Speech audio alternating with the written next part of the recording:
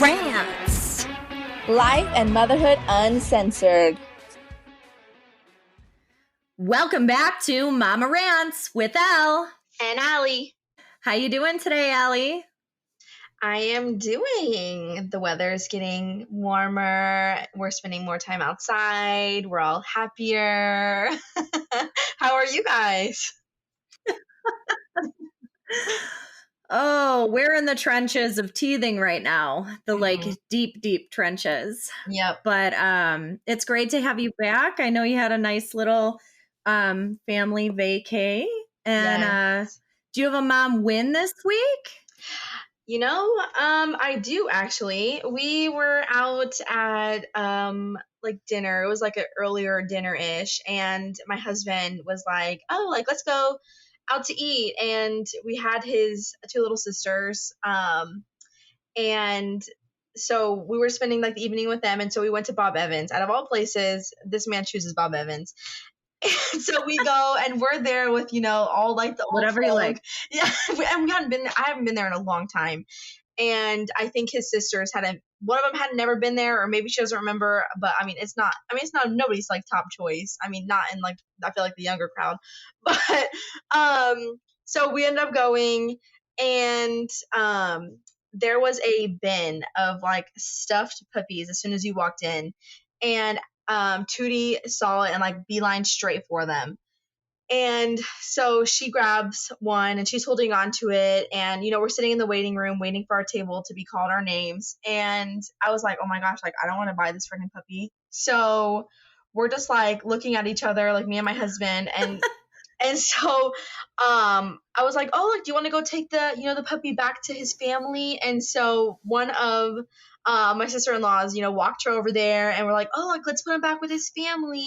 And then she'd put that one back and grab a different one. And then it was, oh, let's put him back with his family, put that one back, grab another one. And so then she like takes off away from the bin. She like face plants, like all like the older crowd are like, oh my God, she just hit her face. And me and my husband are like, this can't be serious. Like, and thankfully she didn't hit her face, but she got up, and she's just always a trooper when she falls, thank goodness. But so she comes back down with the puppy, and so I was like, oh, let's do a switcheroo. So I have my phone, and I'm like, here, do you want to watch, like Elsa? She's very into Frozen right now. So I was like, you want to watch Elsa? And I was like, you have to give mommy the puppy. So I take the puppy, and then I hand it behind my back to my husband. He takes puppy back over there, and she doesn't even notice. So that was like our first like ever like switcheroo for them not to notice. So that was a big deal.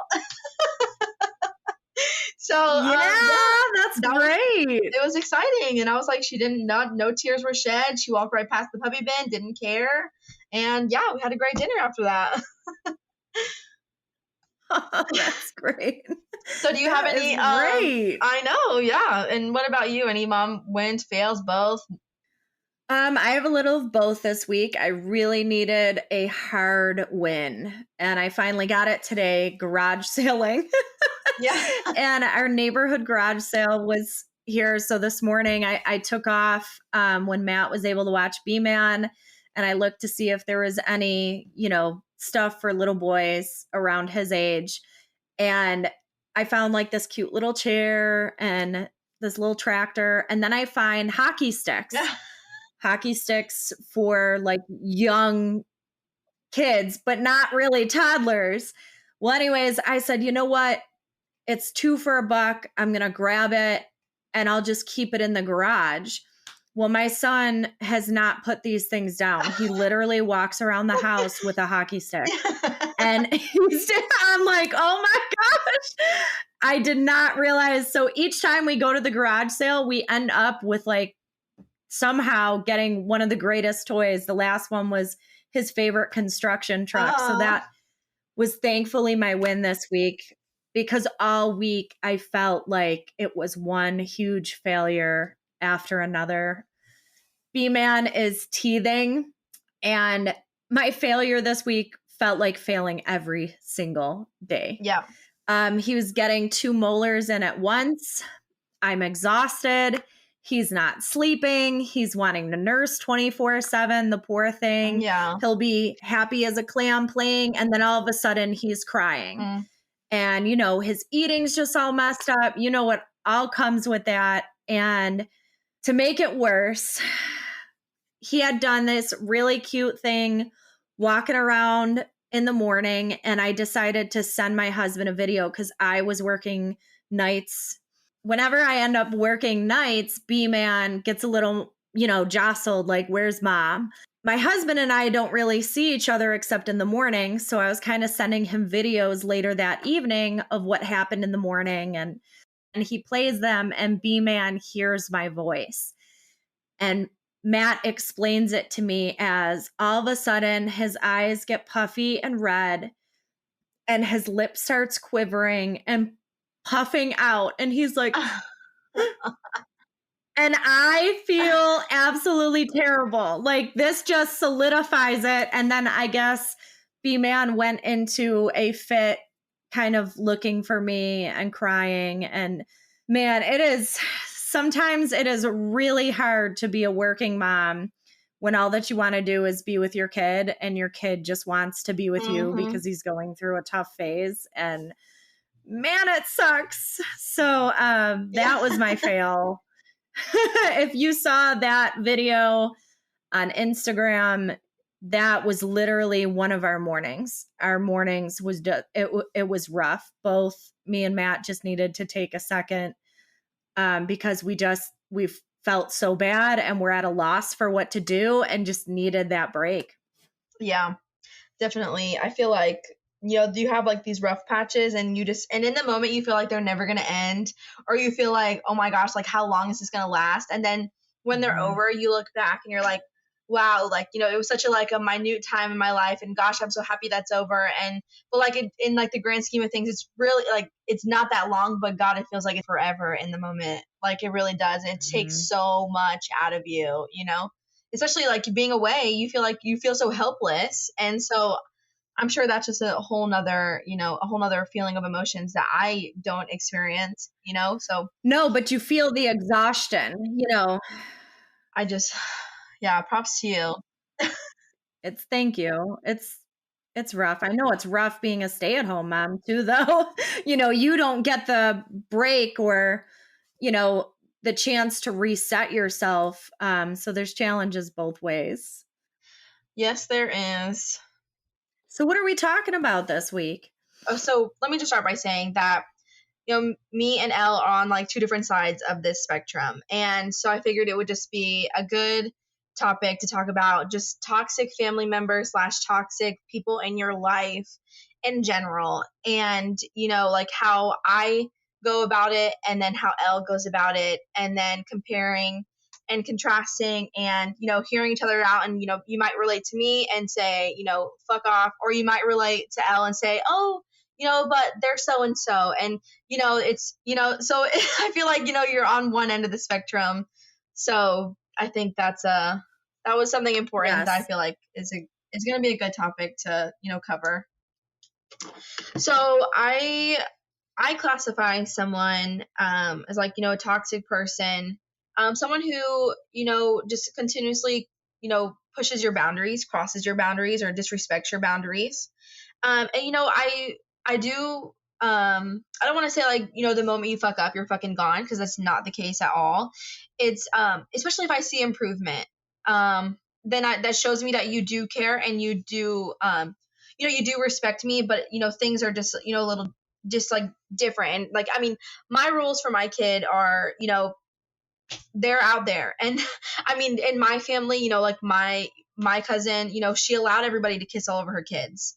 And, my fam, I say like my fam, but there are certain family members who didn't, approve of that, and would have like a hard time understanding where I was with that. And I feel like it was a constant comparison. And then also just, snarky, narcissistic comments. God, that's so annoying. It is. And, I mean, I do with it what I can. And, I stick to my boundaries. I stick it hard. And I reiterate to them, it's not just you.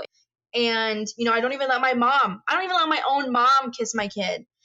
And so I'm like, it's not, I promise you, it's not you. And people, they either take it or they run over here and then talk shit. I mean, I don't know if they talk shit, but go over here and like, oh, like she won't let me kiss blah, blah, blah, her kid. And I really don't care at the end of the day, because it's my kid and I have to do what's best for me. And so there would be certain people that like growing up, or now that people would tell me, oh, you can't cut so and so out because they're your blah blah. And when I was younger, maybe like 10, 15 years ago, I would believe that sentence, and I would not listen to what how I was feeling. And so now someone says that to me, and it's up to me. It's my life. If you want to take that shit and you want to live that life, that's you. If you want to have people constantly bully you around, say shit that you don't like, constantly push your boundaries and disrespect you, then that's how you want to live your life. But that's not how I'm going to live mine, or that's not the life I want for my child or my family. I don't want that life either, but I feel, almost defensive, because it's like, I don't want that life. And you're right. Maybe it's just something that I'm allowing to happen. I think that, to me, a toxic person is someone that constantly tears everyone down around them, or is mentally abusive, manipulative, and uncaring. So when someone is caring half of the time or 3/4 of the time, and then judgy the other portion, and when especially it's family, or, they're respecting your boundaries half the time or most the time, it gets tricky for me to decide, is this person toxic? And it's easier when it's someone that only has to do with me. It's easier when it's my person, not when it's someone that has to do with my husband. And that makes it tricky. But in my opinion, it's trickier when you are not on a united front with your husband, at least in what response should be used.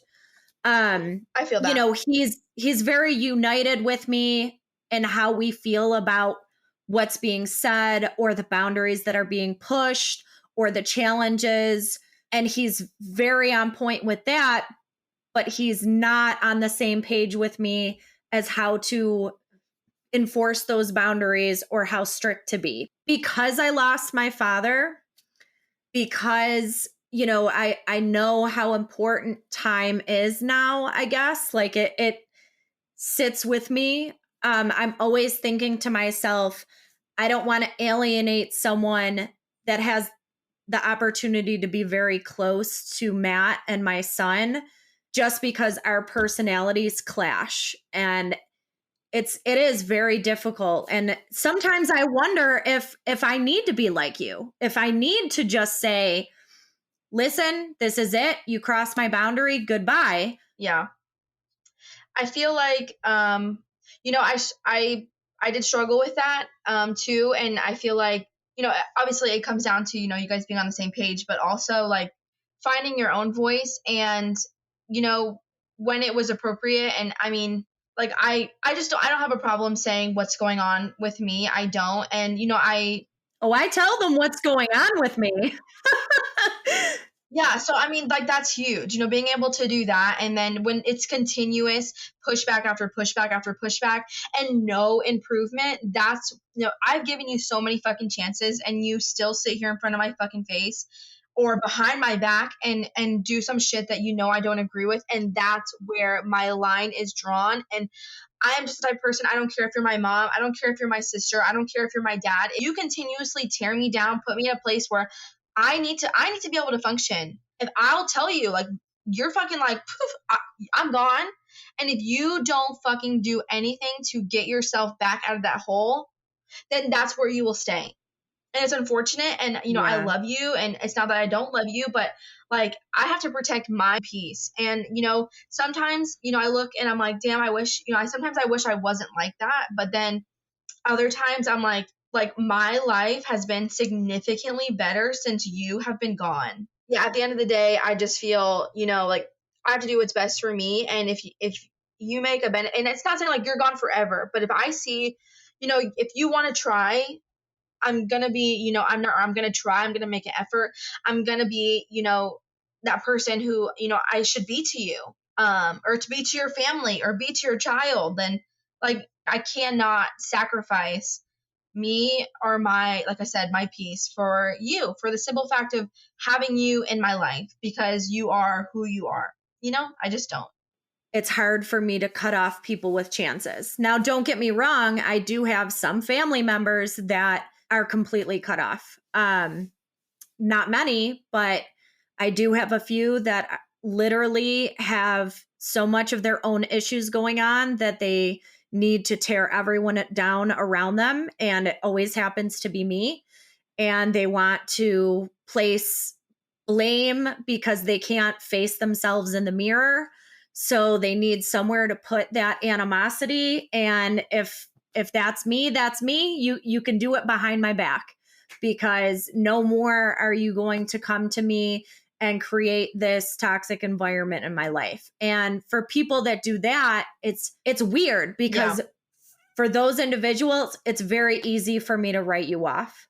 But when it is someone so close to you or so close to your spouse, and you know that not everything they do is bad, you know that at least, there is good in them, that they aren't. That you see some kind of good, so therefore that relationship is worth it for you. I don't know if it's worth it or if I'm just dumb and I'm just holding on like, oh, don't give up hope, Elle. And sometimes I do. I wonder, like, am I crazy? Am I ridiculous? Why am I giving this person so many chances? But they're so cunning and so manipulative and so intelligent, and they're so good at gaslighting you and turning things around. Yeah. And I'm the type of person that's always trying to look inward and, oh, is it my fault? Was there something that, maybe I should work on? And because of that, I'll always question myself like, oh, did I come off wrong? Did I do this? And finally, with so much repetition, I feel bad because my husband and I are in this position where we're now getting a lot of stress just being around certain individuals because they aren't respecting our boundaries. Because every time we say something that we're doing for our kid, for whatever reason, they are internalizing it. And this went off like a damn light bulb in my head the other day. Like, why do they feel the need to always make a comment or fight what we're doing? And it hit me, oh my gosh, maybe they are internalizing and they're not feeling good enough, or they're feeling judged about the way that they raised their children. Or maybe it's none of that, and I'm just psychobabble bullshitting myself and being walked all over because they're so good at manipulating me. But it made me think, maybe if I could just get through to these people that, listen, I respect everything that you've done with your children. We're just doing it different. That's no reflection on how you raised your kids. But also, I think it's so important for these people. I mean, like you said, I respect that, but that has nothing to fucking do with me. And my mom is super guilty of saying shit like, oh, like, I did this and you were fine. And like, that's great. That's totally great. But that has nothing to do with me. And after like I had that conversation, with my mom, and I was like, oh, like I will not be, co-sleeping because I'm fucking scared. But I slept in a fucking waterbed with my mom. And I'm like, Mom, like, that's it. I'm not doing that. And, ever since then, it's, she'll make like a joke about it, but it's never like oh, well, you did it and you were completely fucking fine. Like, you're fucking crazy. It's never been that again. So like I said, if I put my boundary down, my fence is fucking down, and you continuously fucking jump it or bust it down, oh my God, I will light your ass on fucking fire. I will light your ass on fire. And then if you really don't listen after that, then you really can go. Mm-hmm. And apparently I'm getting closer and closer to that point. That point is a lot further down the road for me than it is you, but I'm getting there. And it's sad to see that such a joyous time in our lives, when we know that we're going to be interacting with these people, it brings my husband anxiety. It brings me anxiety. I'm on the edge. I'm defensive. He's wondering what the hell's stupid crap is going to be said. And we're trying, to come together to figure out how are we going to handle this, because we've tried in the past setting down a boundary and they pretend that they're going to follow that boundary or, do what we ask, and they just straight up don't. Or, it's always an excuse too. Oh, well, it was fine, or they were fine. Yeah, that's where I'm like, you gotta, I mean, it sucks. You have to lay down the hammer. And I mean, it sucks. And if it's, depending on whatever side, I mean, it can be really awkward crossing that. Matt agrees with me. He just doesn't agree how to handle it. He agrees that he's annoyed and fed up, and he keeps trying to be respectful and say things, but he is not as straight to the point and blunt as me. And he doesn't want to get to that point because he has respect for these individuals, and a great deal of love. But they don't have respect for you or him. No, they don't. And that's hard. It is, but that's where you bite the bullet, because it's only going to get worse.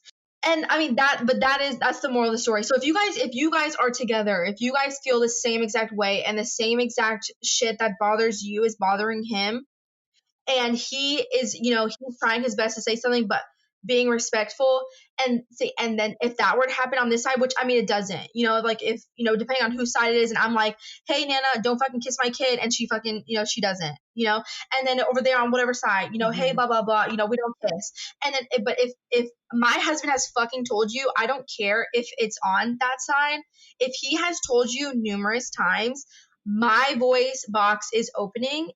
And at that point, like me and my husband are on the same page. So he's told you, and now it's me. Like that he was your warning. Yeah. And now it's me. So I feel like that's where we differ. No, believe it or not, that's the way it goes here. If it's my family or my friends, I deal with them. If it's Matt's family or Matt's friends, he deals with them. With however we're going at this together. For us, it's initially. Well, no, that's what I'm saying. But there are multiple times that I have gone off on these individuals because they don't respect. And I've said straight out, this is why you will not be alone with my child. This is why I don't trust you. And we've gotten to that point, but I am trying hard, so hard, to avoid having to say to Matt, this needs to be cut down. Like if it doesn't happen, I'm no longer having them around me and my child. And I guess I'm too much of a softie in that way. Like I'm thinking to myself, well, see, that would have happened for me a long time ago.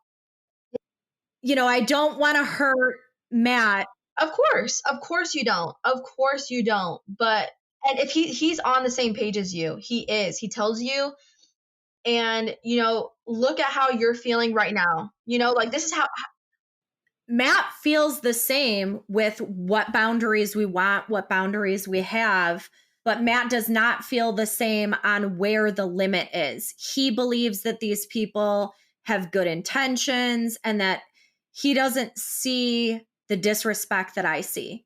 He sees it in a much kinder way, like they just don't realize this. And maybe that is the case. Yeah. I don't know. Yeah. But I do know that I'm getting to that breaking point. And I commend you for being able to do that, whether it's right or wrong. I think everyone has to do what's best for them and their family unit. And I'm just getting to the point where I just don't understand. As someone that tries to better themselves and tries to be a good person, I do not understand why you would want to cut someone down, especially when they're a first-time mom. They're new to everything. And and it's always the way it's said, instead of simply asking questions, getting answers, seeing why something is done or why we prefer that, and then respecting it, which is what I expect. I expect that. But instead of getting that, I am met with constant criticism, talking shit behind my back, and them either saying they'll do it, but begrudgingly, or them basically saying, oh, yeah, I'll do it, and then them not doing it. And now I'm stuck in this place where I'm not comfortable and this isn't right. Your disrespect for me. And Matt is clearly evident, but Matt does not see it as disrespect. And it's like, no, you're not giving them enough credit. They do know what's going on. They do know what they're doing, and they're damn good at it. And I feel like he does. But to play like, you don't think that somebody really, you really don't want to think that someone, so close to you or someone you love so much would continuously, do that to you. You really don't want to think that. And so it's hard to grasp that. And especially when you're hearing it from one side and, you're like, oh, like they don't mean anything by it, or they didn't mean to. And, I get it. But at the same time, like, it's a hard fucking cookie to swallow, and it's definitely a harder one to really lay down the hammer. Ellie, my response was no fucking way. Absolutely not. That was my response. And I walked away because I couldn't do it anymore. Yeah. I just couldn't do it anymore. And no, there was no improvement. No more improvement after that. No. Actually, the bounds have now been tried to press again. And it's like a never ending, I'll lay down the wall and lay down the hammer, and it'll get better for just a little bit. And then it's back to pressing. And it's like, it's like an abusive relationship, an abusive cycle of, I'm going to give you enough to make me think I'm going to change. And then I'm not going to change. And we're just going to keep in this cycle. And I feel like I'm getting whiplash in a laundry machine. Yeah. And you're going to get to a breaking point and you're going to lose your mind. You really are. And it's going to be really unfortunate when that happens because it took this long for that to happen. But I mean, maybe it's what you need. Maybe it's what, Matt needs. Maybe it's what, the individuals who you're dealing with, it's what everybody might need. And it's unfortunate that it gets that way, or it might have to be dealt that way. But I mean, at the end of the day, you have to do what's best for your mental fucking health. If remember the mommy fucking ship sings, the whole motherfucking ship sings. That's it. It's true. It is true. I think it's much easier with toxic friends because with friends, if they're toxic, if they're, a frenemy, if there's someone you can't trust, it's so much easier for me to throw up those boundaries. If it's someone, even a family member, but they're not as close, it's very easy for me to set those up. But when it's like a best friend or someone you're really close with or a really close family member, for me, it is hard because, man, that is my issue. I see the potential and I need to not give chances based on potential. And and why was this easy for me in my relationships when I was basically able to say, fuck you? You don't understand. I was in one really abusive relationship. He smashed my head through a car window. I beat the shit out of him. That was the end of that because nobody was going to lay hands on me. And I literally made this list of like 80 things that I wanted in a guy. And all of them were personality traits. And every guy I dated since then, I would literally at like the 3-month mark, I would check and be like, do they meet my criteria? And if they didn't, it was peace. I broke up with one guy because he wouldn't fart in front of me. And I'm a very gassy person. So I was like, peace out, dude. Like if I can't fart in front of you, like this isn't going to work. So, he got kicked to the curb. And thank God Matt came along and he fit this list almost to a T, with the exception that he chews tobacco. So there was a few things on there that he didn't hit, but man, I lucked out. But why was it so easy for me there? This is a therapy session. I should be talking to my therapist. Why was that so easy there for me to set those boundaries? But for other individuals, it is not. It's not easy for me. I am just like, I don't know. Like you said, it's if it's in your realm, if it's in your control, it's easier for you. But since this is not in your control and it's not on, your immediate like shit that you would like your immediate circle, then you feel like your hands are tied essentially. But in the grand scheme of things, they're not. But if you feel that way, you feel that way because you wanna, you're thinking about others, which I mean I get. Um, but I mean that's where you are. I feel like and maybe it's not even like you are on the opposite side of me. Maybe it's like you do have the fucking capability, but because you're not in control, and Oh, I have well, I it. mean, I just well, don't do it I feel yet. like it's like if it's like you said, you've cut out your personal friends, family, you've cut them out. It's not that you have the problem doing that. It's because now that this is not in your immediate circle. It's, a little bit to the left. And now you're like, fuck, like, it's not my decision. At the end of the day, it's not my fucking decision, or it's not my own decision. Yeah. It has to be a collective decision between me and my husband. And that's where your problem is. Yeah. I feel like you have the fucking capabilities of doing it. But now like you said, you want to, think about, your husband. You want to think about, like you said, the potential these people have. But at some point, you're going to crack, you're going to break,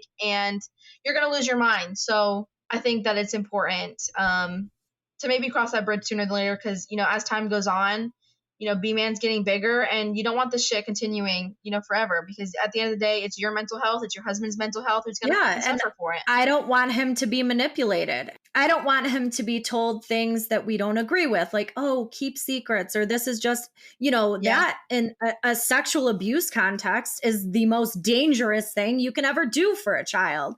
And, there's things like that it's like, I'm on edge. Like, is that going to happen? When's that going to happen? Because I feel like we're already headed there. I would love to be able to do it and get the other side. You have to be willing to walk away. And that's a very hard ask for someone that you love. But if you got to give, I mean, I've never had to do it, but if you give them the fucking ultimatum, like, clean up your shit, otherwise you're not going to see us, you're not going to talk to us, you'd be amazed. Like I said, I've never gotten to that point. Maybe you're just headed to that point. Maybe it's really time for that serious conversation. Is like, I'm headed here, and this is how we feel, and this is where we're at. Yeah. And I it's so common too. You see it in the mom groups all the time. You're looking at the mom groups, and so many people go through this, where there's these people in their lives, whether it be, a friend, a family member, an in-law, that they're having issues with because they think they're ridiculous on what their parenting is. They don't respect their boundaries. And people are constantly asking what to do. And I know that in your head, you're like, this is clear cut. And to me, it's more complex, and I'm sure people can relate to both sides of that. Either way, I think it's important to note that if you are dealing with someone that is disrespecting you and your husband and your wishes for your child, that you do have to set those boundaries. It's boundaries, limitations, and consistency. And I'm hoping that we're going to wash, rinse, and repeat and get what I want, the result that I want. But, it might come to that time where you got to make the decision. And it's unfortunate that people can't just be more understanding. And I don't know why that is. Yeah, because when I look at a parent that does things completely different than me, damn, yeah, you do you. You do what works for you. I'm in these trenches too. I get it. Like, always. So why is it that other people aren't like that? What is it about that? And why is it that we can't respect the decisions of the parents if it's not something putting the child in danger? Like, if I don't want my kid to eat something, or I don't want my kid to go somewhere, or I don't want my kid to do something, or I want my kid to sleep in a certain space, let's just respect that. Like, you can easily tell me how you think and just say, oh, we did it this way, or I did this, or I heard that this is great. Why are you doing it this way? Wow, things would be so much easier if people would just accept the answer and then respect that. But it does come down to, especially I see it with older relatives and older friends that are kind of like, oh, you don't know a lot. You don't know anything. You don't, and maybe it's not that they don't respect the mom or the dad. Maybe it's the fact that they don't understand how to come to that acceptance level with someone that they're so used to being the authoritative figure with, or the expert with, or the person that's 10 years older than you and they just know more. I don't know. Yeah. What advice do you have for people dealing with this? Because I feel like this is really common and you got your shit together with it. The biggest piece of advice, for me would be if you have a clear image of, how you want to live your life, how you want people to interact, with, around, for your baby, set those boundaries fucking early and make sure people fucking know what the fuck is up. Because the moment you give any type of, oh, like, it's okay, like, it's fine, then that's when shit gets taken advantage of. And if you don't stick to your guns and stick to them hard, it's gonna crumble and your mental health is going to suffer. And, I'm very thankful that, before I even had my daughter, it was, no one's kissing her. If you smoke, you're changing your shirt, you're washing your hands, you're brushing your teeth. Like, I was very, very, very vocal about, our needs, what we wanted as parents, what we wanted for her. And, I was very lucky to, have people who respected that. I very lucky there was no pushback. I'm very, very, very lucky. And you got to make that decision. Is it worth it to you to keep that Susie Q around? Is it worth it to have her disrespect that in front of everybody? Is it? And if it's not, then you got to give her the ultimatum. And I mean, it's unfortunate, like we just said, but I mean, protect your peace, do what's best for you, stick to your fucking guns. Well, and it's true. And it's, people treat you how they allow you, or how you allow them to, because if you don't allow them to treat you that way, they 100%. Won't. Now, I'm stuck in the cycle where it's, I give the pushback, but I guess I'm just not respected. So I'm going to be dealing with that in the near future. And it's unfortunate because that makes me feel vulnerable and weak and not the person I want to be. And man, why am I giving that person so much power on that? Right. And that's, I'm sorry that you having to deal with that. It's not fair. So, bouncing on this episode, if you have a story that you want to share about a toxic individual in your life, go ahead and send us an email at Mama Rantz. That's MAMARANTZ.podcast@gmail.com. And we'd love to make a mini episode out of that. So while I try to get my crap together and Allie helps me keep my stuff straight,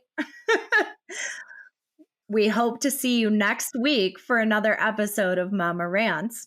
So if you like what you're listening to, please like and subscribe on your favorite podcast app.